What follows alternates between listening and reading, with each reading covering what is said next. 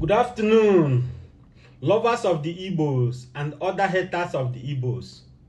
My offer is still open.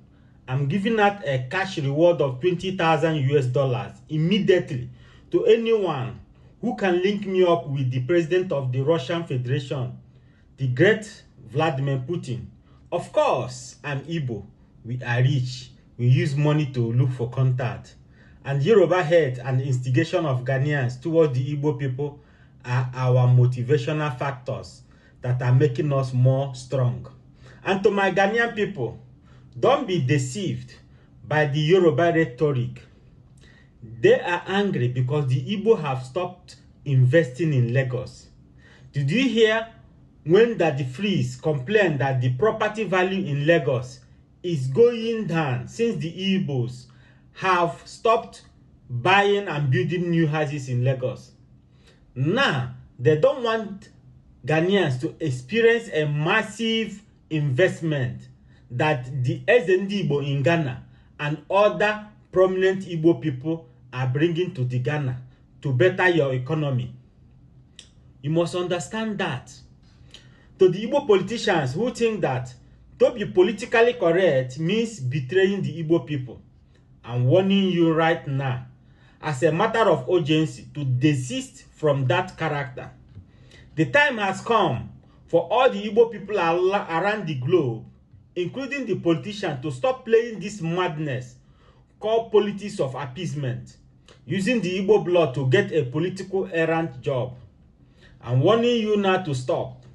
To Reno Omokri and Yoruba online bullies, I'm warning you now to stop looking for a political errand job with the name of the Igbo people. Remove the name of the Igbo people from your mouth and stop instigating Ghanas against the Igbo people.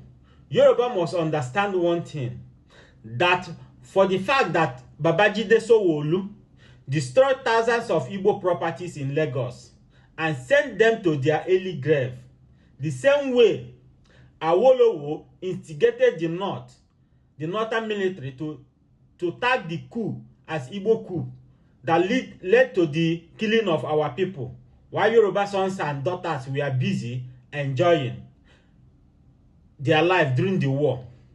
The North that carried out the Awolowo plan have been trying their best to make peace with the Igbo. They are not destroying the Igbo properties in the northern region. Yoruba hate and destruction of Igbo properties in Lagos made the Igbo people to start moving their weight to Ghana and other regions. That Awolowo stole our money, orchestrated the killing, and gave us 20 pounds after the war. That Tinubu stole our mandate. Upon all these atrocities by the Yoruba against the Igbo people, we have never reacted for once. Don't take our kindness and softness as a sign of weakness. Awolowo starved people, Igbo people, to death.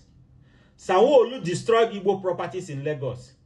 Tinubu stole our mandate and got away with it. Doesn't mean we have forgotten. When the time comes, we will remember all these Yoruba atrocities against the Igbos.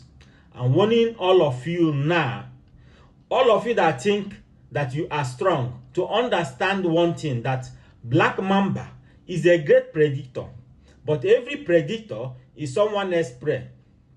A man who is strong in his hometown but weak outside his hometown is a weak fool.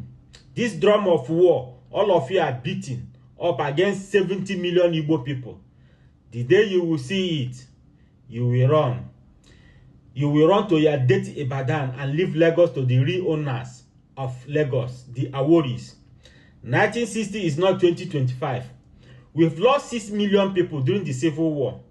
The wound is still fresh in our mind. Before the Biafran War, the population of Igbos was 14 million, and after the Civil War, the population was 8 million, meaning that 6 million Igbos were killed within 3 years through food blockage, instead of 3 million claimed.